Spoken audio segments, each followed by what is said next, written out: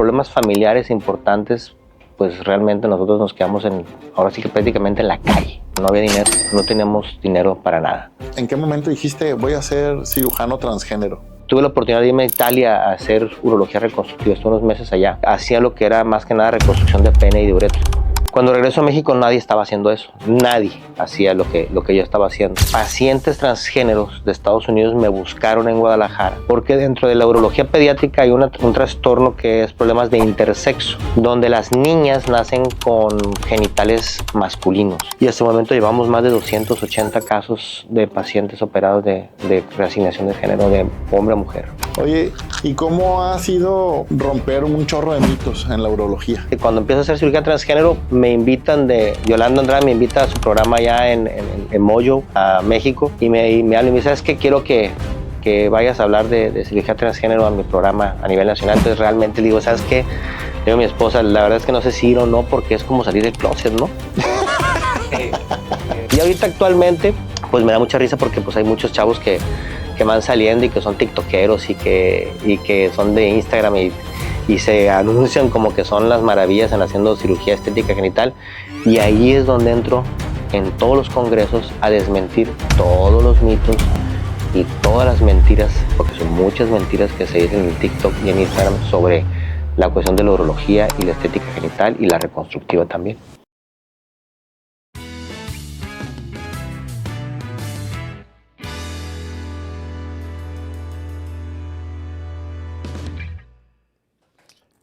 Hey, ¿qué show? Bienvenidos a ¿Qué show? El podcast. El día de hoy tengo un invitado que muy poca gente en México puede presumir de conocer, menos de entender y menos de haber sido operado por él. Un hombre que literalmente ha transformado vidas, cuerpos y entidades y que ha puesto a México en el mapa mundial de la cirugía estética genital. Él nació en Sinaloa, es médico egresado de la UAS, es especialista en urología en el CMNO del IMSS. Tiene su especialidad en urología pediátrica, uroginecología por la UCLA, urología reconstructiva y estética en Italia y en Corea, cirugía de transición de género en San Francisco, Los Ángeles y Corea. Nada más y menos que 20 años de experiencia, es pionero en México en la cirugía transgénero y la cirugía estética genital masculina. Profesor nacional e internacional de la Sociedad Mexicana de Urología, la American Urological Association y la Sociedad de la Medicina Sexual de Norteamérica. Es creador, inventor de Peniflex y Glandex y el implante acordeón. Dispositivos que comenzaron como un sueño personal, pero que ahora se distribuyen en Europa, Asia y Medio Oriente. Hoy, ¿en qué show? El podcast. Vamos a hablar acerca de identidad, de sexualidad, de tabúes, de ciencia y de lo más profundo y humano que hay. Transformar a alguien en quien en verdad quiso ser. Doctor Iván Aguilar, gracias por estar aquí, hermano. Muchas gracias. Qué gusto tenerte aquí. Muchas gracias por la invitación.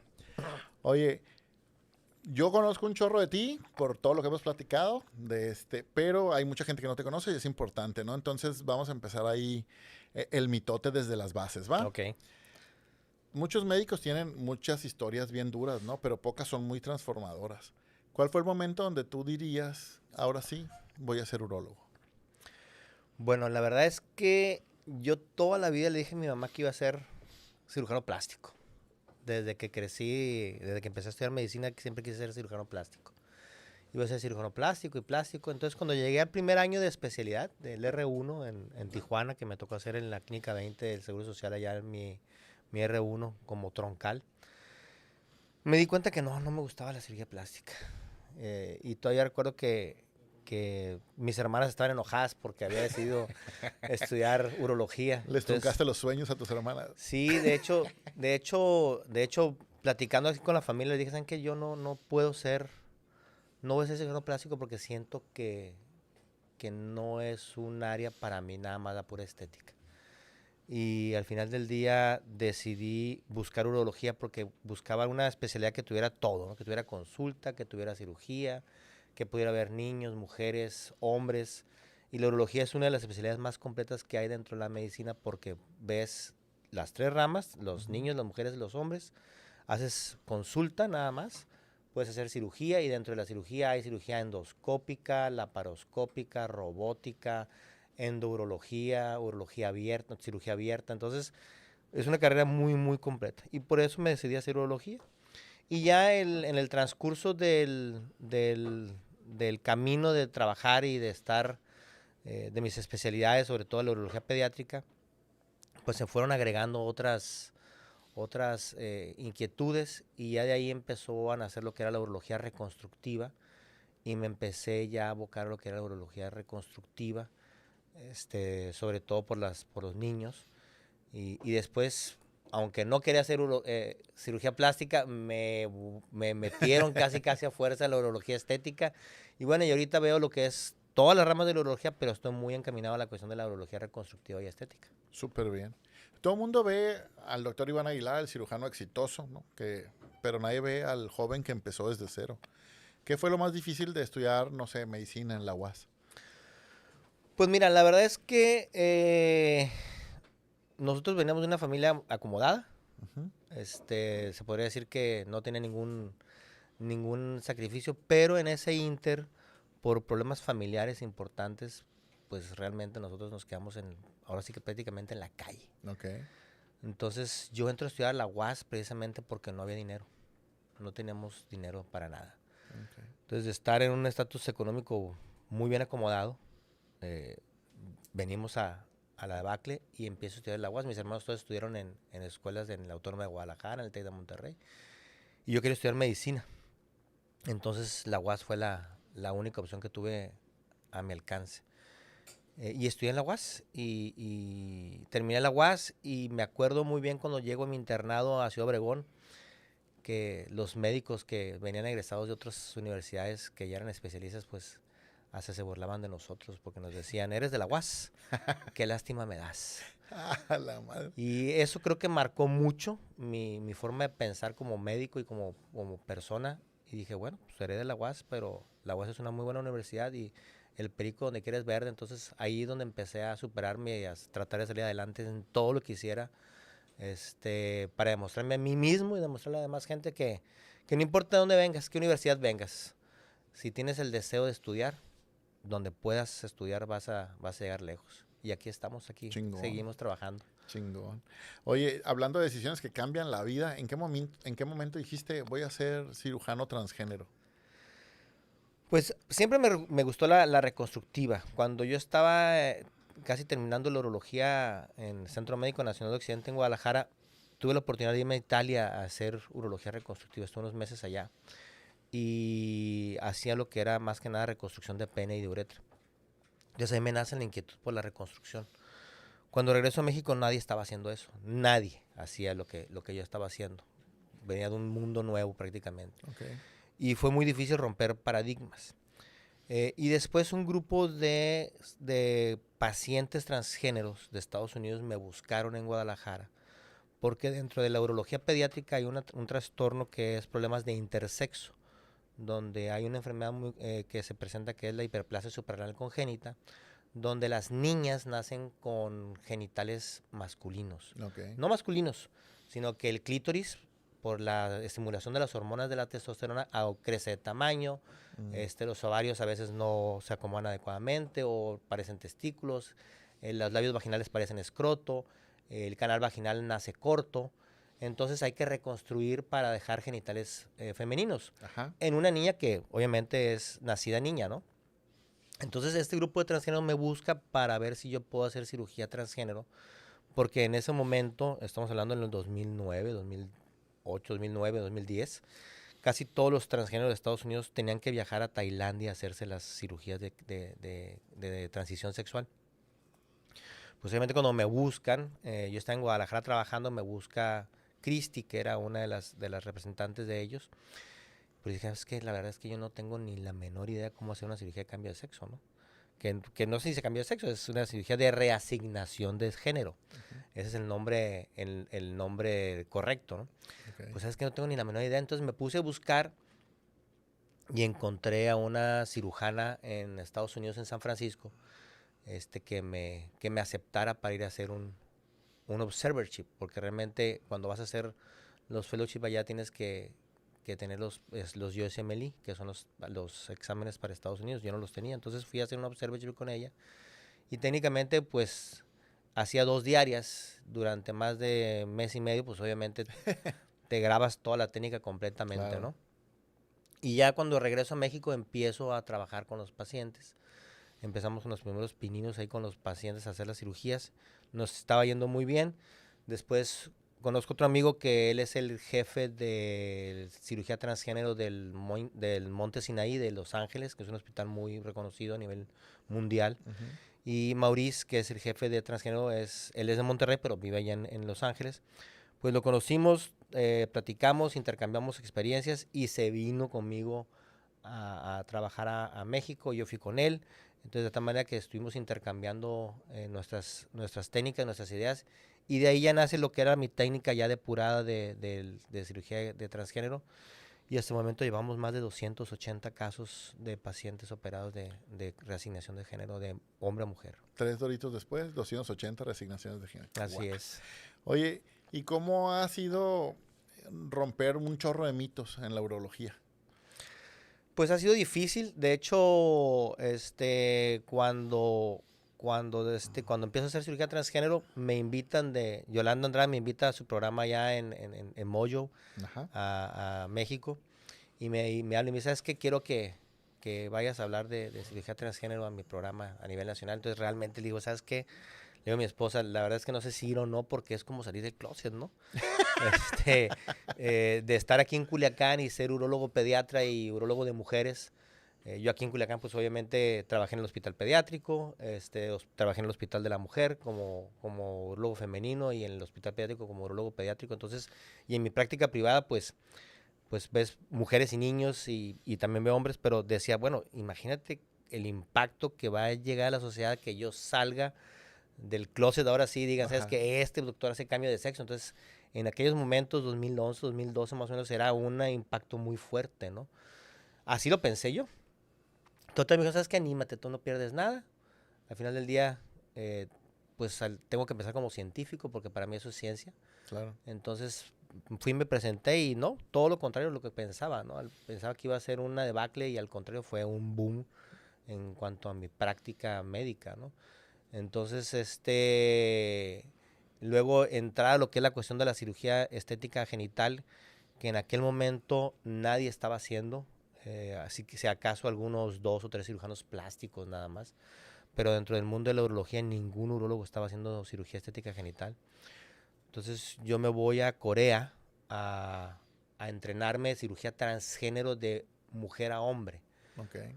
Entonces cuando me voy a Corea, me voy a Seúl, y estando en Seúl, empiezo a conocer lo que era la cirugía estética genital, lo que era el agrandamiento de pene, toda la cirugía que actualmente realizo. Porque en México no se hacía, entonces, y en ningún hospital te lo enseñan. Entonces no hay una escuela formal en México para que te enseñen cómo hacer las cosas. Total, regreso de Corea y empiezo a trabajar, a meter pacientes y a picar piedra y a romper tabús y a desmentir paradigmas, y todas las cosas que realmente se decían que eran mentiras, pues tratar de decir la verdad, romper mitos, que ahorita vamos a romper mitos aquí contigo, de lo que realmente es la cirugía estética. E incluso ya ahorita yo tengo un fellowship, o sea, yo recibo un estudiante por año que está conmigo durante un año completo, cuando voy a trabajar a Tijuana o a Guadalajara, y les enseño realmente cómo se tiene que operar la cirugía de pene, desde poner implantes de prótesis de pene para disfunción eréctil, enfermedades de curvatura del pene como el peroné, que realmente mucha gente no sabe tratarla ni operarla, y me refiero a compañeros urólogos. ¿Por qué? Porque no tenemos dentro de la especialidad el rubro de la cirugía reconstructiva como tal, ni estética mucho menos, ¿no? Porque casi siempre te formas en hospitales de salubridad o de seguro social donde no ves trastornos estéticos ni cosméticos, ves mucha reconstrucción, pero a nivel de cáncer, a nivel de cosas más grandes, ¿no? Pero en el pene casi no te metes a reconstruir porque no vemos una especialidad que lo haga. Entonces yo ahorita estoy llevando un fellowship de un año, tengo un doctor que viene de diferentes partes. Hemos tenido médicos de Ucrania, de El Salvador, de Polonia, turcos, mexicanos. Este año terminó un mexicano y ya estamos esperando otro fellowship para enero. Entonces ahí les enseño todo, incluso hay médicos que ahorita hacen la urología estética y dicen, caray, esto yo lo hacía muy diferente, o que realmente es se traspola, lo hacía mal porque no tuve una enseñanza real de cómo hacerlo. Sí. A mí me enseñaron, ¿no? Y de esta enseñanza también he inventado e implementado técnicas. Entonces de ahí es donde empieza la cuestión de la estética genital a romper y a picar piedra en el país. Y ahorita actualmente, pues me da mucha risa porque pues hay muchos chavos que van saliendo y que son tiktokeros y que son de Instagram y se anuncian como que son las maravillas en haciendo cirugía estética genital. Y ahí es donde entro en todos los congresos a desmentir todos los mitos y todas las mentiras, porque son muchas mentiras que se dicen en TikTok y en Instagram sobre la cuestión de la urología y la estética genital y la reconstructiva también. Dinos el top 3 de esas mentiras, de esos mitos que se dicen en TikTok y en Instagram. Mira, el top 3, bueno, el 1 es el alargamiento de pene. Cuando tú haces una cirugía de alargamiento de pene, O sea, sí se puede hacer más largo el pene. sí y no. Te voy a explicar cuál es la función. Cuando tú haces un alargamiento de pene, nada más alargar el pene, lo que haces es llegar a lo que es una zona que se llama ligamento suspensor del pene, que fija lo que es el pene al cuerpo del pubis, al hueso. Entonces tú cortas ese ligamento y lo que el pene hace es liberarse del cuerpo del pubis, de estar pegado, se libera y tiende a salir.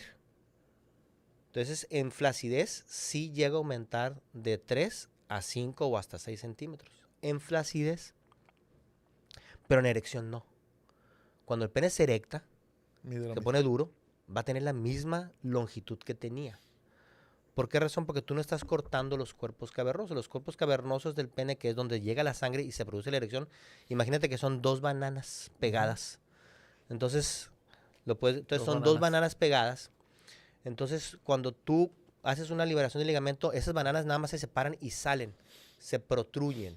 Okay. Yo lo que hago, inventé una técnica donde estaba el ligamento, hago una reconstrucción y lo llevo más afuera y lo pego para que no se regrese. Como un alargamiento del ligamento. Exactamente, es lo que dicen, es cuando dices tú pene de sangre o pene de carne, ¿no?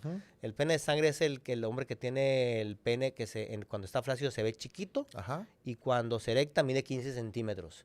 Y el pene de carne es el hombre que tiene el pene flácido en 12 centímetros y cuando se erecta tiene 15 igual. Pero cuando está flácido, ahí es donde se ve la diferencia. Entonces, el alargamiento de pene sirve para el hombre que tiene pene de sangre, para que se vea largo cuando no está erecto. Que se vea de fuera, pues, que también es una cuestión psicológica muy importante, ¿no? Funcionalmente no afecta en nada. No, funcionalmente no afectan absolutamente nada porque yo hago esa reconstrucción. Antes se creía que el pene, después de cortar el ligamento, quedaba péndulo.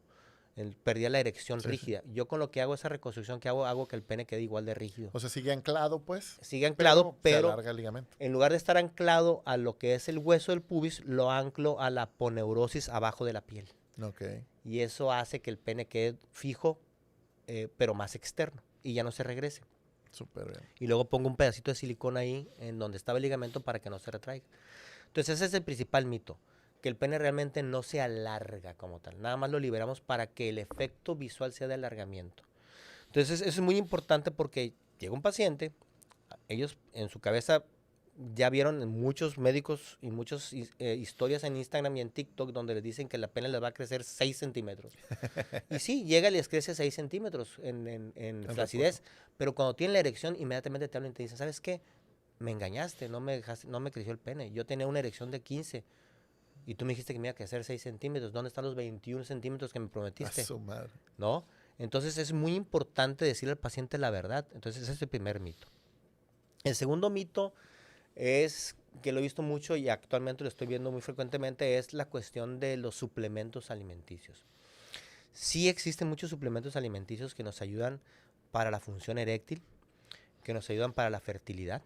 O sea, hay muchos suplementos como la ashwagandha, está el horny goat wheat, está la coenzima 10, el tribulus terrestris. O sea, hay muchos suplementos que te ayudan para eso. El zinc, tanto para la fertilidad, porque hay mucha infertilidad en México y en Sinaloa somos un lugar donde hay mucho paciente infértil, quizás sea por el medio ambiente y la dieta principalmente.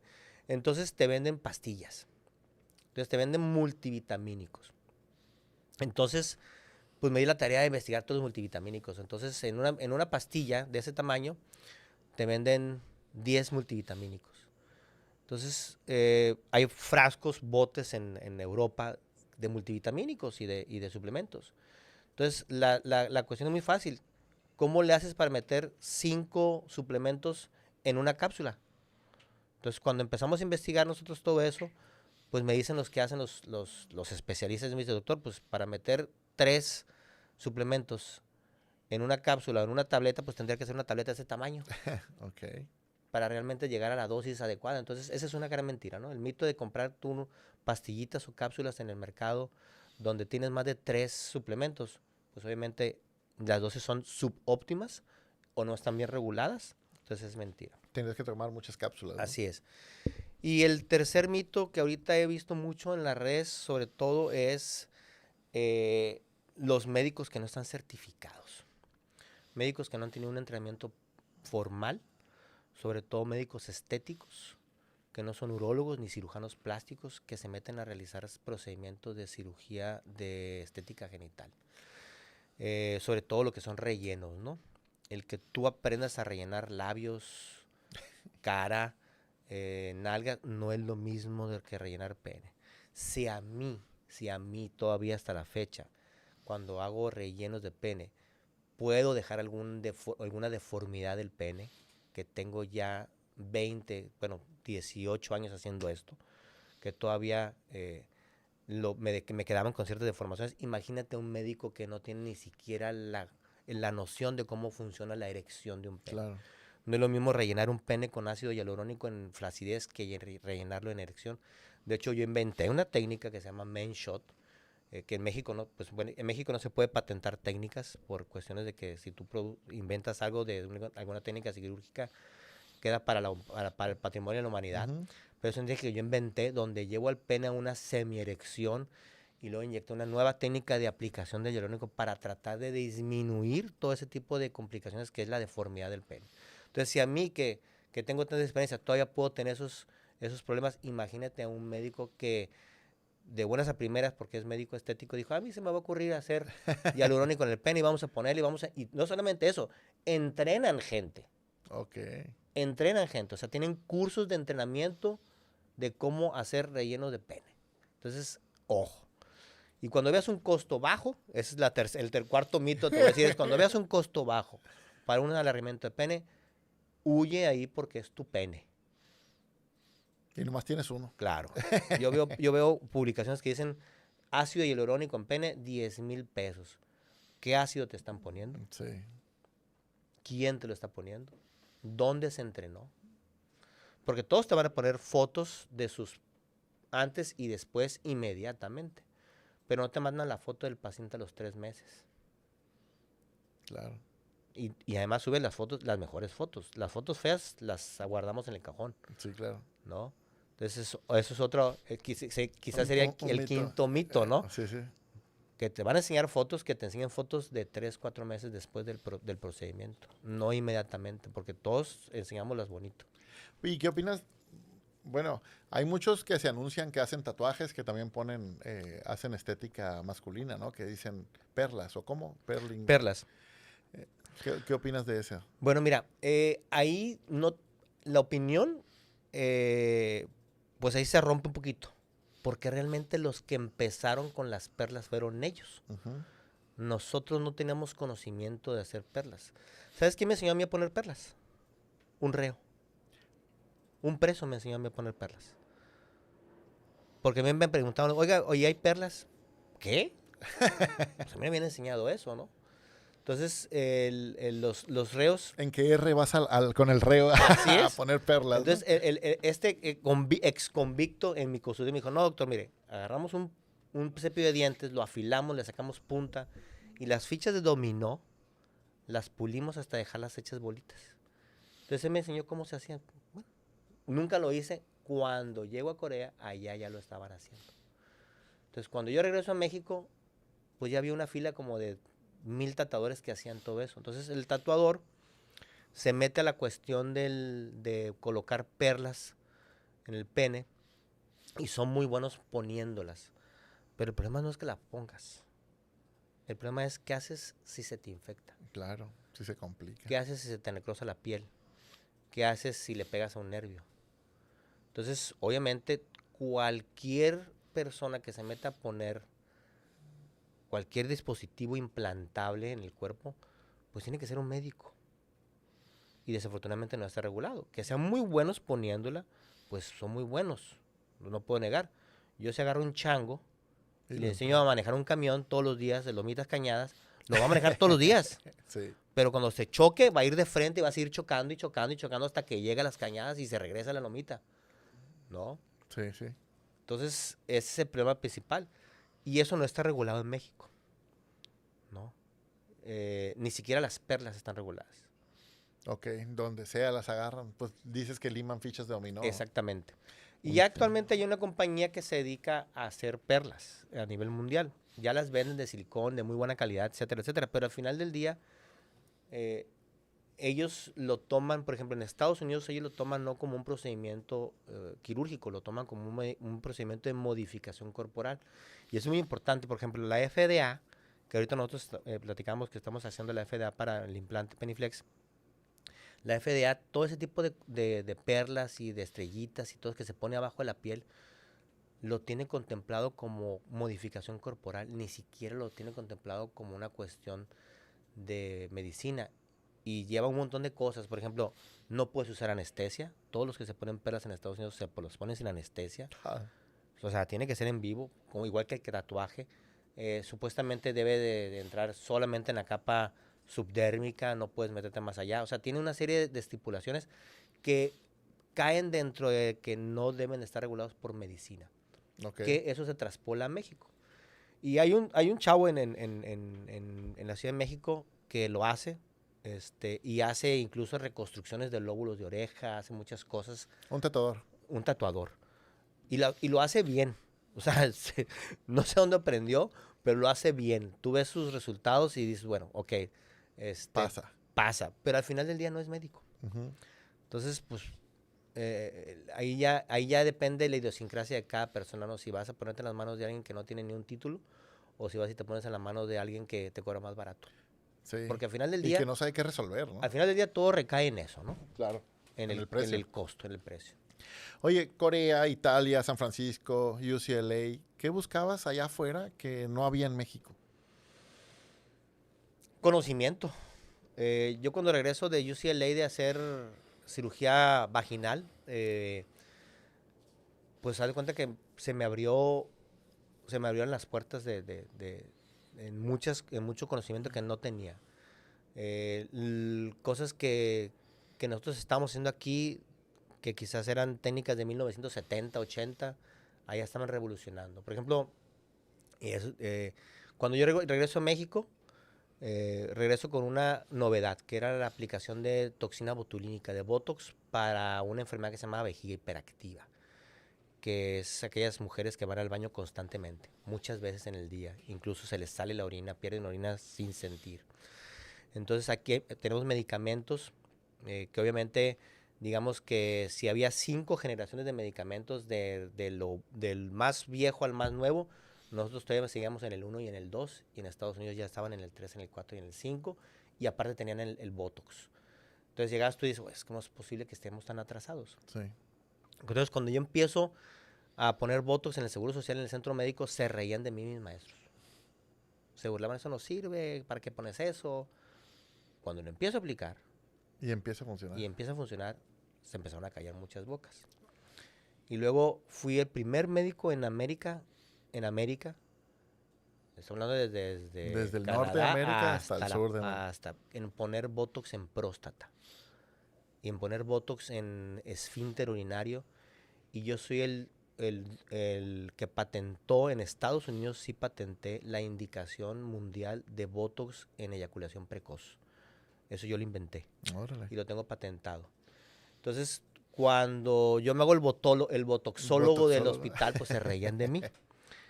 Pero cuando hay un congreso en Cancún e invitan, la plática magistral de cierre del congreso es Botox en urología. Entonces invitan a 2 ponentes de Estados Unidos muy reconocidos, el doctor Michael B. Chancellor y el doctor Christopher Smith. Y cuando están hablando de Botox, pues ellos están hablando de Botox en vejiga nada más, porque era lo que la FDA permitía. Entonces, cuando empieza a ver la serie de preguntas donde decían, oye, ¿y Botox en esto? Así, pregúntale a Iván Aguilar, él está ahí sentado en el público, que él les explique, porque nosotros no tenemos experiencia. Entonces, siempre he ido un paso adelante en lo que he hecho. No te puedo decir que soy el maestro de la urología, porque no. Yo, por ejemplo, ahorita actualmente, si veo un paciente con cáncer de próstata, yo ya no lo veo. Le hago el diagnóstico, lo consulto, pero se lo mando al doctor Alberto Jorge Camacho, por ejemplo, que es urólogo oncólogo. ¿Sabes qué? Zapatero tus zapatos, tú eres especialista en cáncer, ahí te va el paciente.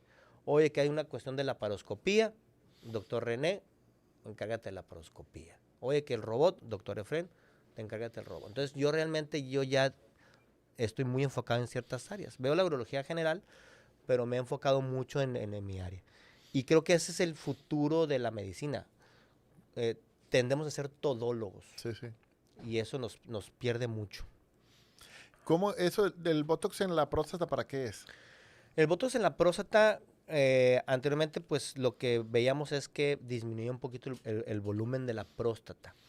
Realmente la próstata lo que produce es un trastorno irritativo obstructivo de la vía urinaria. Cuando crece, cuando es un trastorno de hiperplasia prostática o de prostatitis que produce dolor prostático, ir muchas veces al baño, la urgencia de orinar en los varones, levantarse en las noches a orinar, no vaciar correctamente la vejiga. Entonces, eso, el Botox era una alternativa. Para mí me nació la alternativa para manejo del dolor principalmente. Okay. Cuando lo empiezo a aplicar, mis pacientes empiezan a mejorar el volumen residual de la orina, es decir, vaciaban mejor, el dolor disminuía, el ardor de la vía urinaria disminuía y la frecuencia urinaria y sobre todo el levantarse en las noches a orinar disminuía. Entonces, actualmente hay estudios donde dicen que, bueno, que el Botox no funciona para hiperplasia prostática, es decir, no va a disminuir el volumen de la próstata. Sin embargo, sí disminuye la sintomatología. Entonces, yo tengo un pacientito y el primer paciente que hice fue precisamente un paciente que venía de Michoacán, era un señor que tenía 70 años, tenía la vejiga totalmente deformada, se llama empino de Navidad, porque la vejiga en lugar de ser un globo, era un pino de la fibrosis que tenía, porque la próstata producía un trastorno obstructivo crónico, entonces la vejiga trataba de luchar contra la próstata para vaciar, entonces iba haciendo un trastorno, una bola de nieve, la próstata obstructiva, la vejiga en mal estado, entonces entro, le aplico Botox al esfínter para disminuir el tono del esfínter urinario, que es el que se encarga de que no se nos salga la orina. Sí, sí. Entonces disminuye el tono del esfínter, inyecto la próstata e inyecto el cuello de la vejiga para tratar de disminuir todo lo que producía un trastorno obstructivo de la vejiga hacia abajo.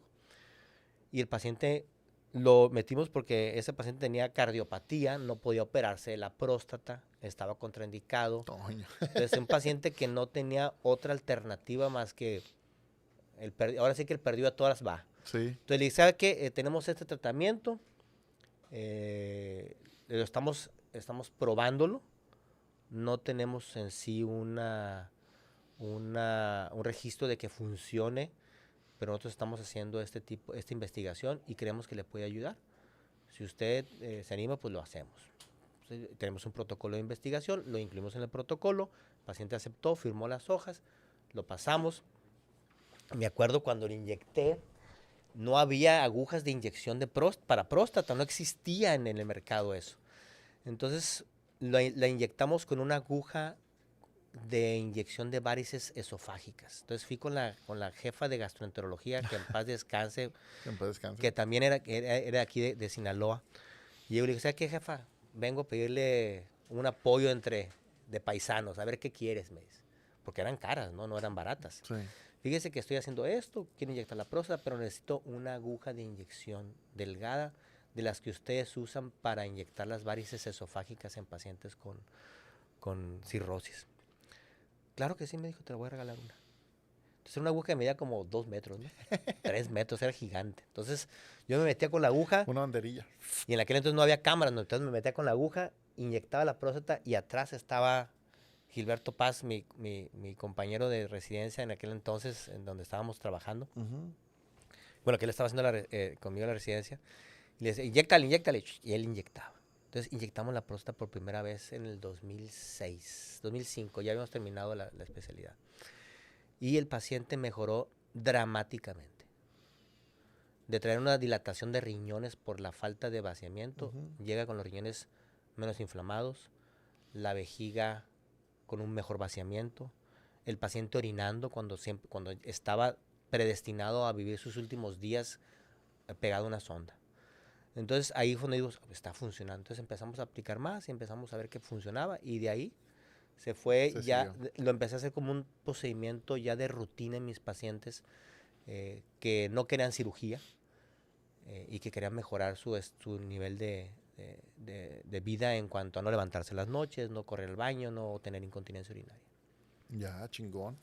¿Y en qué momento tú dijiste, tengo que crear mis propios implantes? ¿Cómo nace el Glandex, el acordeón y el Peniflex?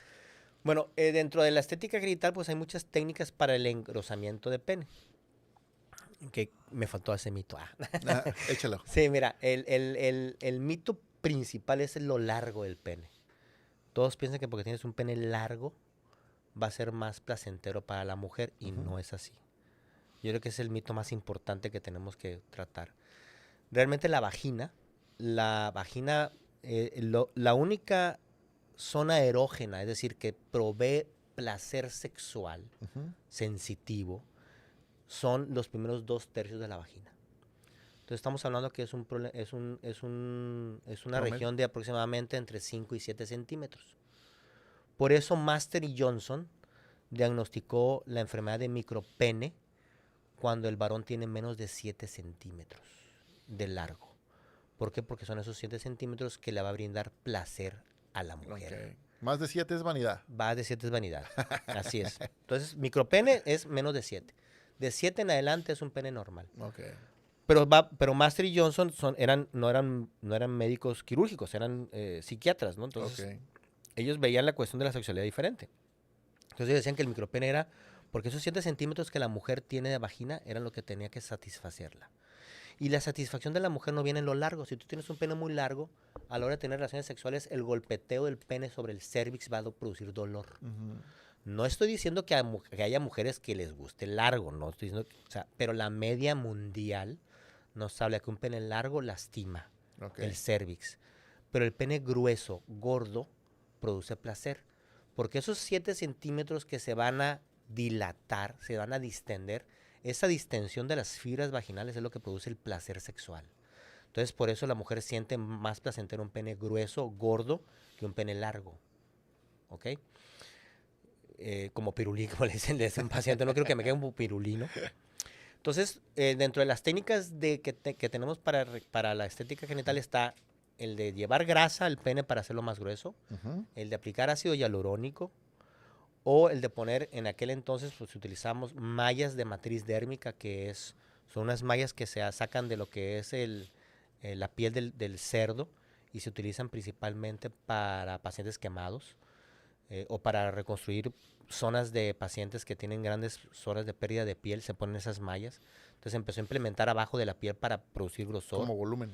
Así es. O el injerto dermograso, que es sacar un pedazo de piel del cuerpo con un pedazo de grasa pegado, y eso también produce, y se mete como si fuera un guante y produce engrosamiento. Pero todos los procedimientos que hagas son pasajeros, no son definitivos. Entonces, todos mis pacientes, la mayoría del paciente que viene por algún procedimiento de pene, te dice, es que yo quiero algo definitivo. Entonces, quiero que me hagas un procedimiento donde yo no tenga que regresar a ponerme más ácido o donde no tenga que regresar a ponerme más grasa. Entonces, yo trabajo con el doctor Carlos Méndez en Guadalajara, hago toda mi cirugía de resignación, lo hago con él, que estuvo conmigo desde, pues nos conocemos toda la vida, ¿no? Somos compadres y hicimos el R1 juntos en Tijuana. Y trabajamos juntos, y le digo, ¿sabes qué? Vamos a inventar un implante.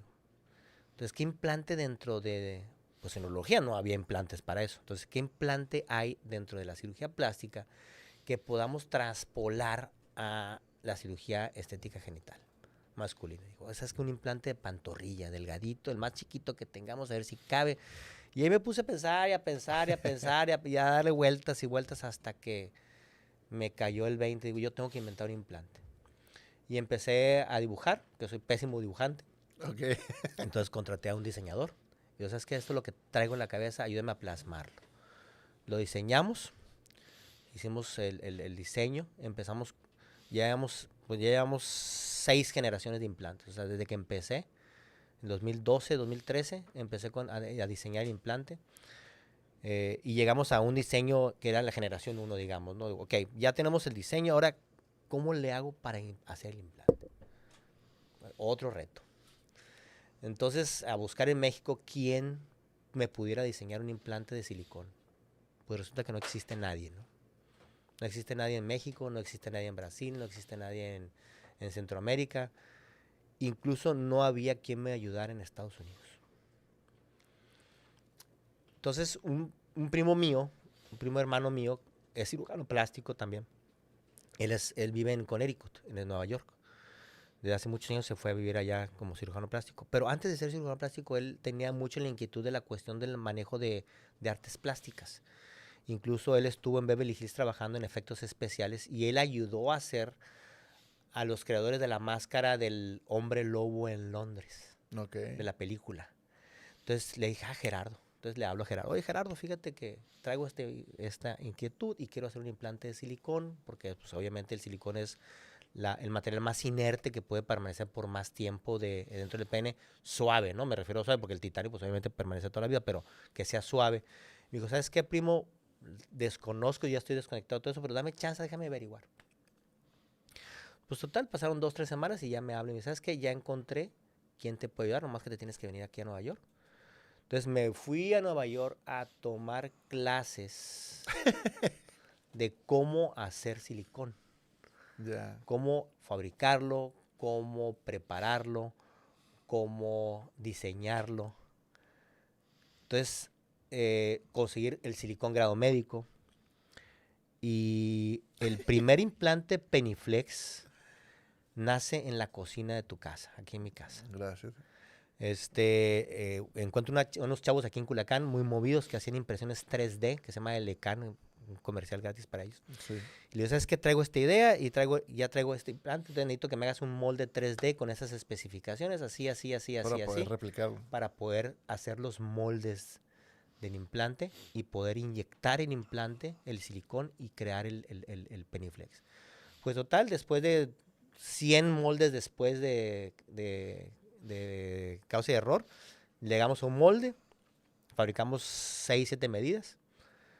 En la cocina de la casa puse campos estériles, me traje un bulto del hospital y hice campos estériles, preparé todo y preparé los primeros Peniflex. Los dejé secar, los abrimos, los descastamos, como se dice en el término de silicón, de sacarlos del empaque, y quedaban los silicones pues maravillosos. Pues ¿qué hacíamos ahora? Conseguir con esta muestra, quién nos lo haga de manera profesional.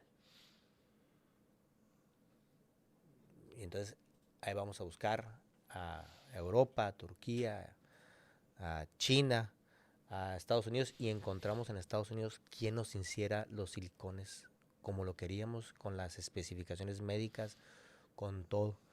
Y ahorita actualmente, eso fueron casi 2 años de estar trabajando en el implante. En el 2014 se produjo el primer implante ya grado médico, certificado con todas las certificaciones de salud, de esterilidad en Estados Unidos, porque el implante lo producimos en Estados Unidos. Súper bien.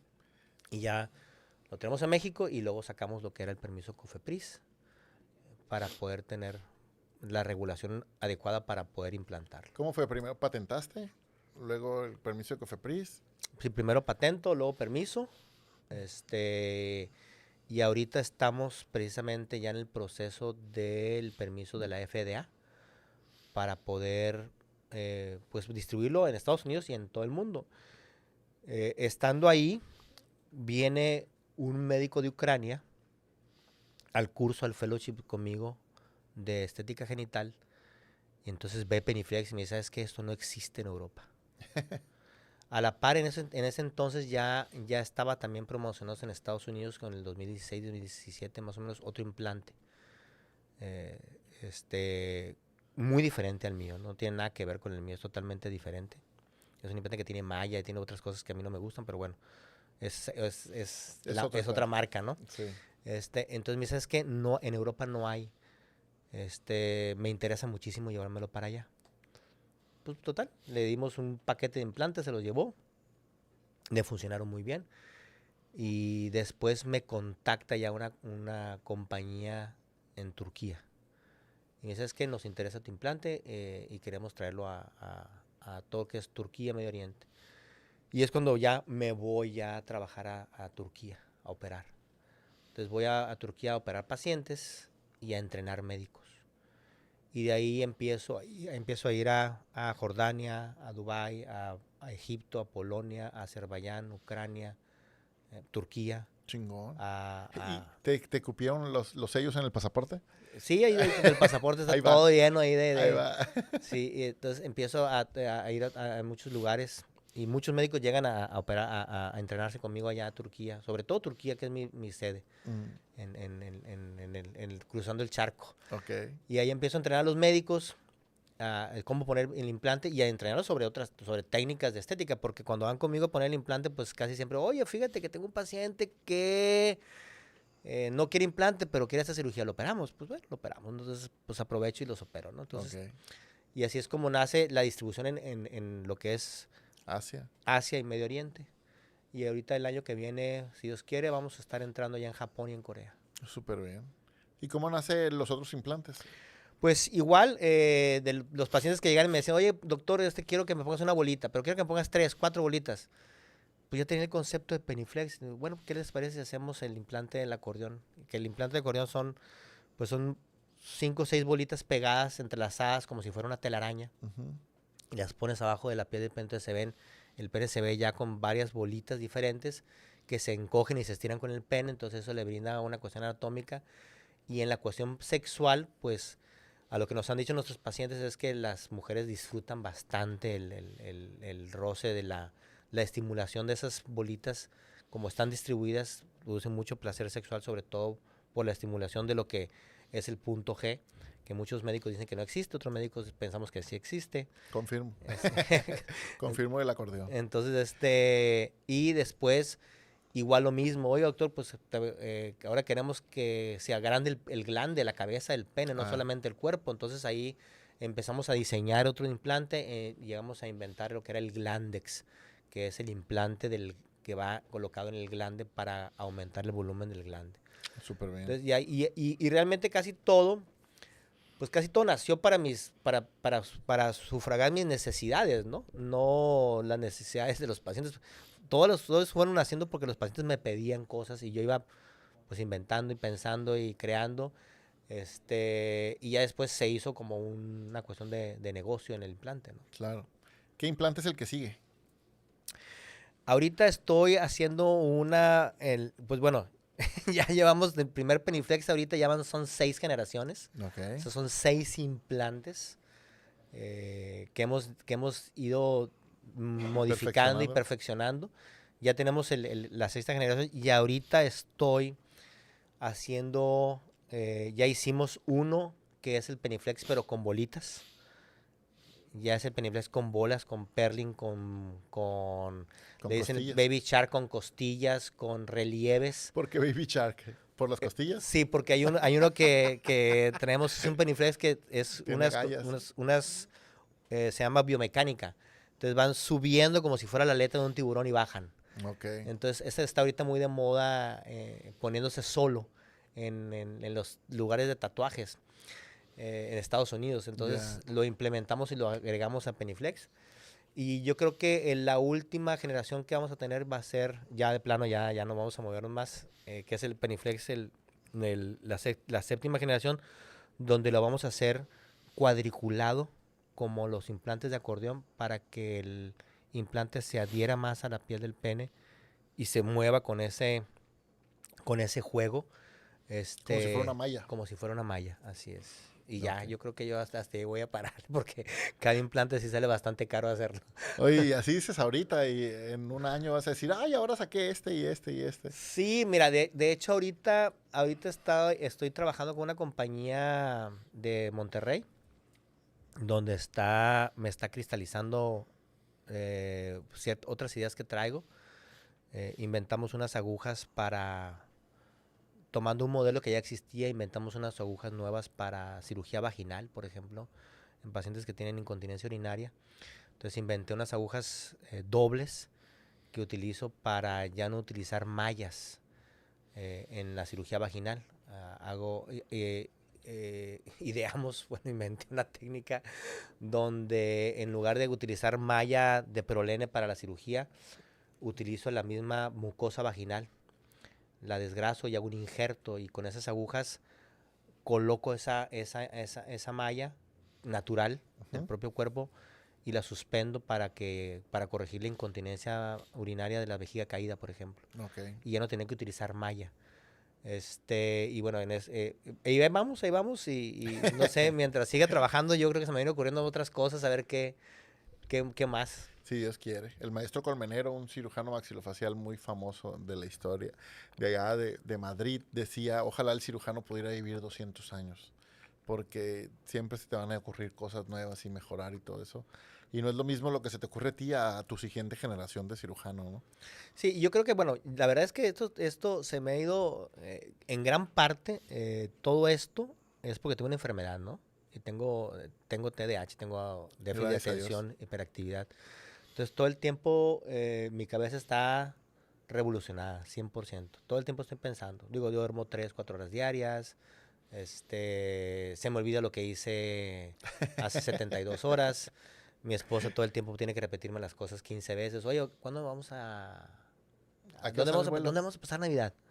Aquí en la casa con mi mamá. Ah, ok, perfecto. Y a los 3 días, oye, ¿dónde me dijiste que vamos a pasar Navidad? En la casa. Entonces, tengo la mente muy dispersa, pero todo el tiempo estoy innovando. Mi cabeza nunca descansa, está revolucionando. Y pienso mil cosas, ¿no? O sea, ahorita que estoy platicando contigo, estoy pensando en otras 3 cosas que tengo que hacer ahorita saliendo de aquí. Entonces, pero es una enfermedad, o sea, realmente es una enfermedad que he logrado manejar. Yo siempre he pensado que el TDAH y los trastornos del espectro autista son más que enfermedad, la evolución. ¿Qué opinas de eso? Yo creo que es el trato que le demos. Por ejemplo, mi hijo tiene TDAH, mis 2 hijos tienen TDAH también. Incluso el neurólogo me dijo, oye, pues hay que medicarlos. No lo vamos a medicar con nada. Yo creo que la dieta, quitarle el azúcar y el hacer ejercicio les va a ayudar más que cualquier medicamento. Que todos los fármacos. Incluso fíjate, lo que son las cosas, ¿no? Las únicas 2 complicaciones serias que yo tuve haciendo cirugía transgénero, que fue perforaciones del recto, cuando estaba haciendo el canal vaginal, las tuve cuando estaba tomando medicamentos para el TDAH. Que se supone que ese es un hiperfoco, ¿no? Exacto. Bueno, y es que yo hago hiperfoco. Que el hiperfoco, para los que no saben, es cuando los que tenemos TDAH, cuando desarrollamos una actividad que nos interesa o nos apasiona, ahora sí, nos desconectamos de todo el mundo y hacemos las cosas de lo más perfecto que podamos, porque nos volvemos obsesivos compulsivos. O sea, yo he terminado de hacer cirugías en hiperfoco y no me gusta cómo queda y quito todas las puntadas y las vuelvo a hacer. Hasta que me guste cómo queda. No digo que esté bien, lo que digo es que es una forma llega el hiperfoco y te vuelves obsesivo compulsivo en el resultado. Y todo el resto del tiempo estamos en la loquera. Estamos pensando 1000 cosas, vas manejando y vas pensando en la inmortalidad del cangrejo, ¿no? Te vas de paso cuando tienes Así es. Entonces, cuando tú tomas medicamento, tu mente se pone en cero. Dejas de pensar. Dejas de soñar. Dejas de innovar. Yo sueño todo el día despierto. Hablo conmigo mismo despierto.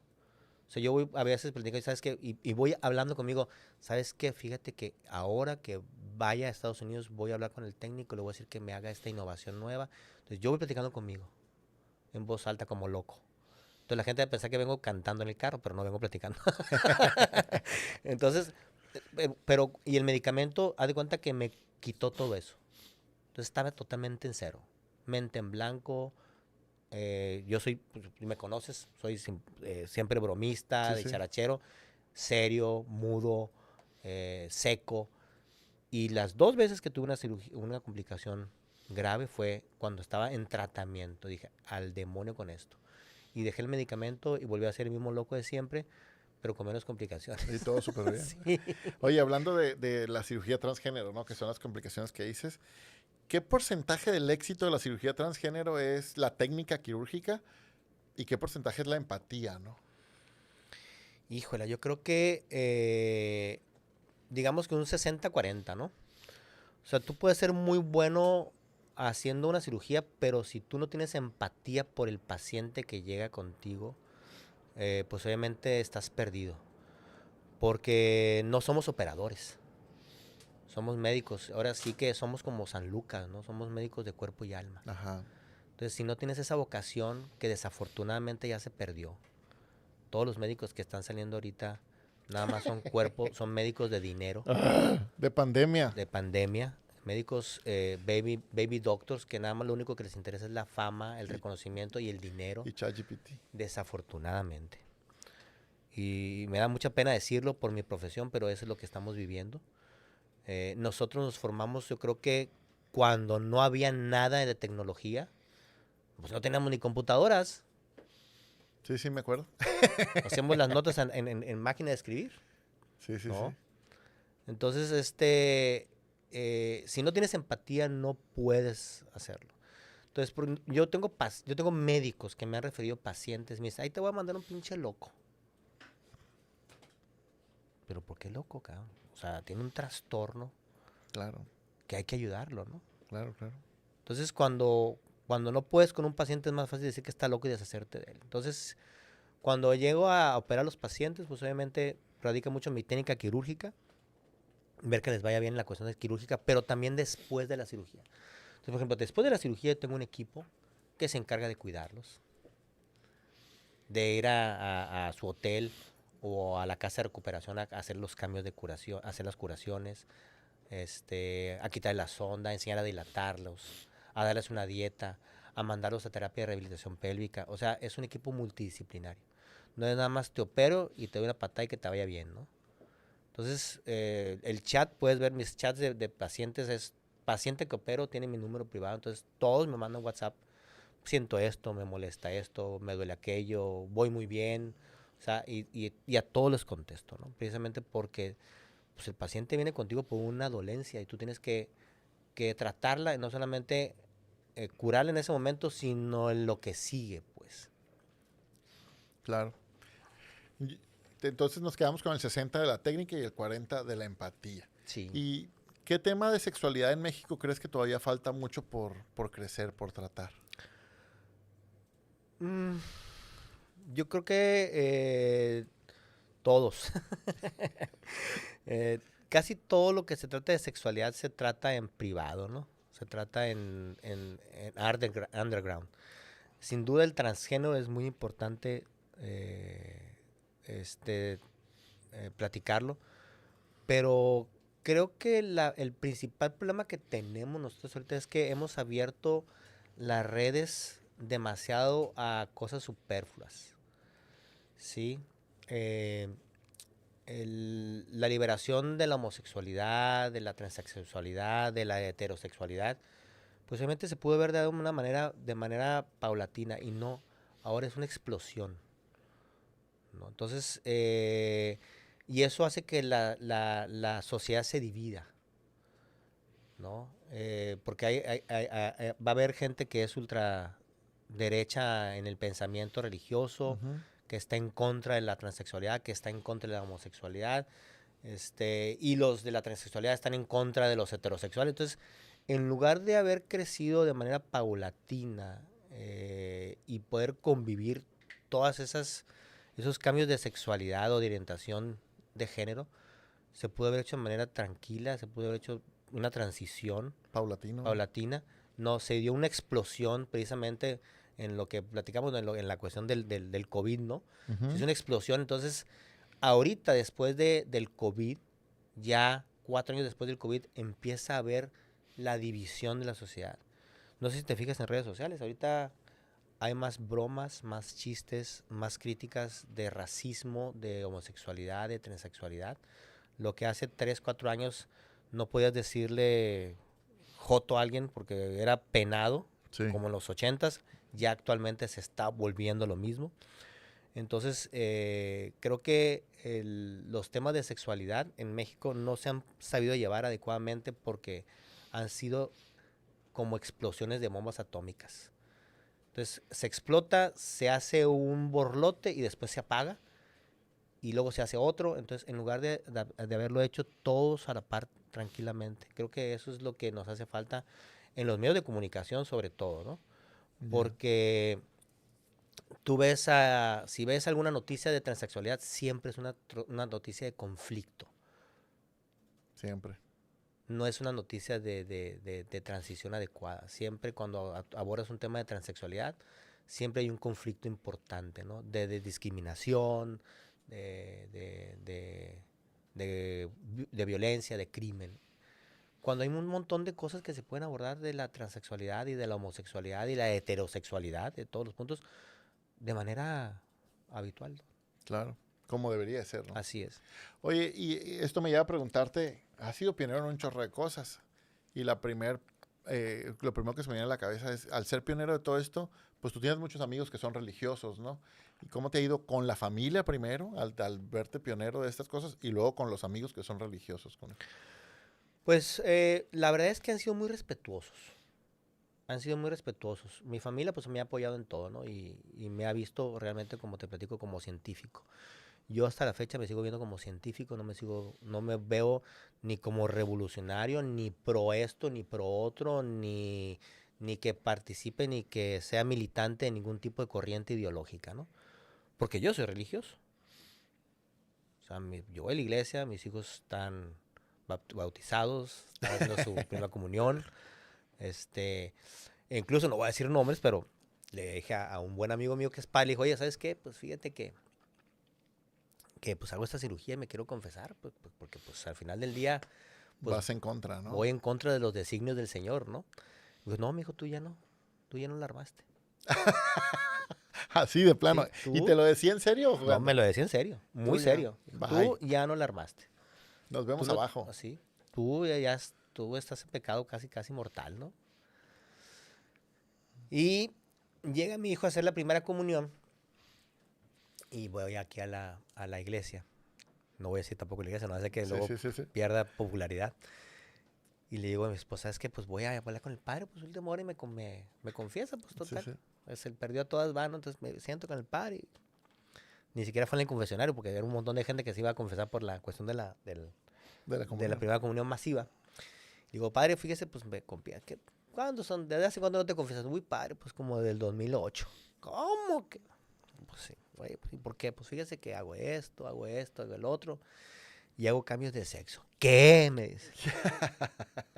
Pues, hijo, dije, aquí, a ver si no me saca patadas el padre. Dije, no, pues me dedico a hacer cambios de sexo, padre, y hago cirugía así. Dice, ¿eso se puede, hijo? Me dice. Sí, padre, se puede. No es cierto, no te creo. Claro que sí, padre. A ver, me dice. Enséñame las fotos. Le saco el teléfono y le enseño al padre. Ay, me dijo, oiga, hijo, esto es una obra de arte, me dijo. Pues eso es una obra de arte lo que tú haces. ¿Y ayudas a la gente? Sí, padre. ¿Cómo la ayudas?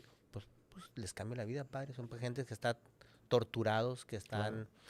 Porque es una tortura. La disforia de género, entre paréntesis, es una enfermedad donde el paciente odia sus genitales. Y la mayoría de los suicidios y mutilaciones que hay es precisamente por eso. Es una enfermedad grave. Entonces, cuando tú los transformas, cuando haces esa reasignación de género, los pacientes se les quita la disforia y la mayoría de los traumas que traen se quitan. Entonces, los pacientes cambian. O sea, los pacientes lloran en la cama cuando lo descubro y lloran de felicidad.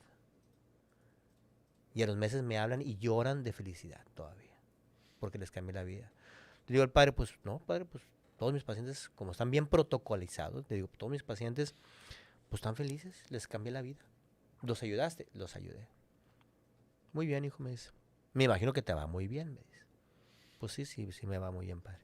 Bueno, me dice, te voy a absolver tus pecados, vas a rezar, casi me deja 200 Aves Marías y 200 Padres Nuestros. Y el diezmo ya no era el 10%. Ya no era el diezmo, me dijo, vas a salir y le vas a dar a las primeras 10 personas en situación de calle que te encuentras, las vas a ayudar económicamente bien, me dijo. Tu corazón va a dictar qué tanto. Pero los vas a ayudar. Ujú. Y me absolvió de mis pecados. Ya, El ya. tema no era la religión, el tema era la iglesia. Así es. Total que ahorita se me perdió el padre, pues no lo encuentro porque necesito reconfesarme otra vez y no sé cómo me vaya a tocar con el padre nuevo que está. Sí, sí, Entonces sí. ahorita lo ando buscando ver dónde anda. Pero bueno, pues por lo menos ya desde la primera comunión de mi último hijo hasta la fecha Ahí vamos. ya tenemos, ya hice borrón y cuenta nueva en la cuestión religiosa. Oye, y el arte de la cirugía transgénero, que me encanta esa palabra, creo que estoy de acuerdo con ese adjetivo, ¿es reversible? No, ¿No? no. Son cirugías que son definitivas. Por eso los pacientes deben de llevar un protocolo muy estricto. Y nosotros llevamos ese protocolo. Y el protocolo es, primero que nada, no opero a nadie que no tenga más de 2 años de terapia. ¿Sí? La WPAT, que es la Asociación Mundial para la Regulación de la Transgénero, te dice que es 1 año de terapia. Yo los pongo 2 años. 2 años. 2 años de terapia y son 3 terapias, ¿no? O sea, terapia endocrinológica, terapia psicológica y terapia psiquiátrica. Ok. Entonces son 2 años de terapia. Durante esos 2 años los pacientes tienen que demostrar que obviamente están aptos para una cirugía de transgénero. Cuando llegan conmigo, ya llevan todo su protocolo hecho. Y ya es cuando los paso a operar. Ok. No opero ningún paciente menor de edad, obviamente. Ni doy tratamiento a ningún paciente menor de edad. Con o sin cuestiones legales hechas. No me interesa, no lo hago. Trato de no operar pacientes de entre los 18 y 22 años. Siempre después de 22.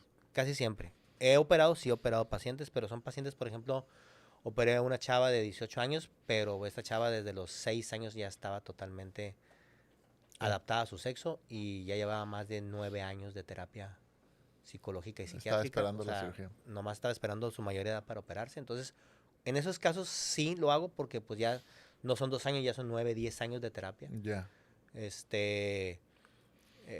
Y tengo pacientes desde los 22 hasta el paciente más anciano que he operado son 78 años. 78 años. ¿De transgénero? De transgénero. Hola. Imagínate 78 Sí. años, un calvario. Sí, así es.